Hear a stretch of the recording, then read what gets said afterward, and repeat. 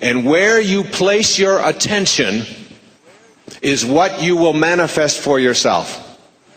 And in reading the Kabbalah, before going over to Marco Island to write Your Sacred Self, the thing that I got most out of the Kabbalah was this. It says in there that our purpose in being here on this planet is to move from one level to the next, from the physical level to the spiritual level. That's what we show up here for. That's what it means to be a spiritual being having a human experience. That we are here to move from one level to the next. And in order to be able to move from one level to the next, you must generate the energy to do so.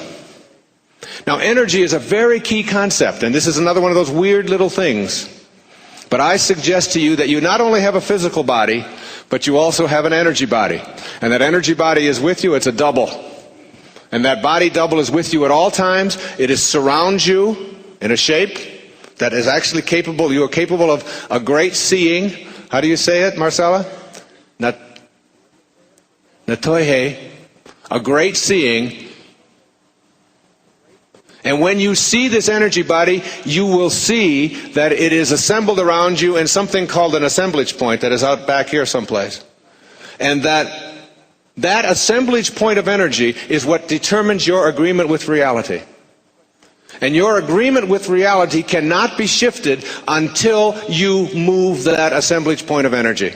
And you can indeed move that energy. And when you are able to shift that energy, that is who you are, and shift it, you can experience and create and write a new agreement with reality which allows you to make a somersault into the unimaginable.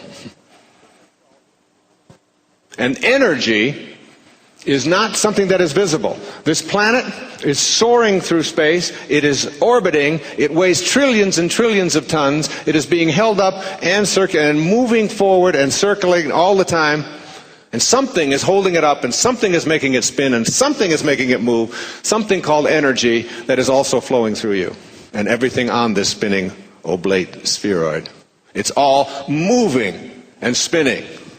And you know that from your science classes. And that energy is also, that invisible energy is something that you have, an etheric energy body that you can learn to tap into. Shift that energy around. There's different ways of doing it. And as you learn to do it through meditative practices, you start to have a natoihi, a great seeing, an epiphany, satorai, an instant awakening. And when you are able to generate the energy, and the Kabbalah says, not only do you have to generate an incredible amount of energy in order to be able to go from one level to the next, but this is the aha, this is the eureka. Ready?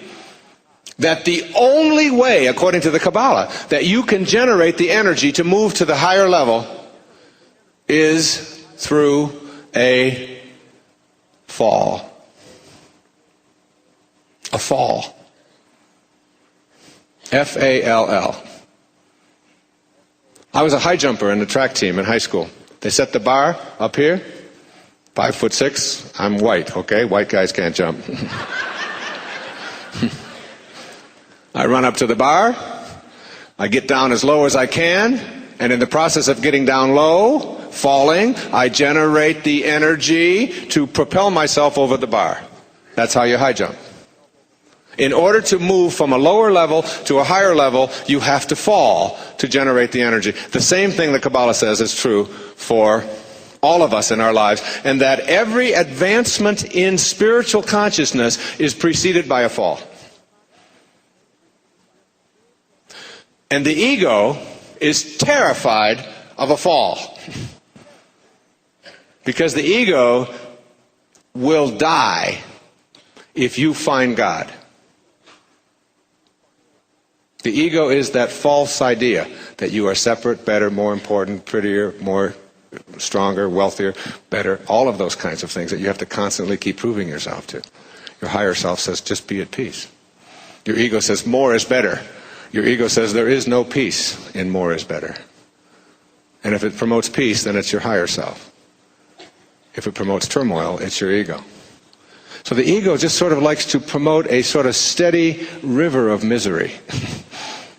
Because it knows, ego knows that if you fall, that's when you will find God. And who doesn't when you fall? I mean, a breakup, an accident, a stroke, a heart attack, a bankruptcy, a divorce, a separation, a loss of a job. Anything that constitutes, quote, a fall makes you a gentler, kinder, more God-like, more Christ-like, more Buddha-like soul. And when you then go there, you generate the energy to move to the next level. So why aren't we taught? Why are we in a paradigm that falls are bad? Instead of being in a paradigm that says a fall gives me the opportunity to generate the energy I need to get to the next level, and I probably can't get there without it. William Blake put it in poetry, in Songs of Innocence, better than I can ever say it. He said, "Man was made for joy and woe. And when this we rightly know, through the world we safely go. Joy and woe are woven fine, a clothing for the soul divine." And everybody you ever known who's had an accident, who's had a breakup, who's had one of these things happen to them, that they generally find themselves in a higher place. And if you can get there now without the need to have a trauma, you can begin to experience all of the things that are happening in your life as part of this divine intelligence. And they no longer then become part of suffering. As Nisargadatta says, you do not suffer. Only the person you imagine yourself to be suffers. Who you are. And when you learn to live there, you can just witness the suffering. And it no longer even is that. It's very wise words from the Kabbalah.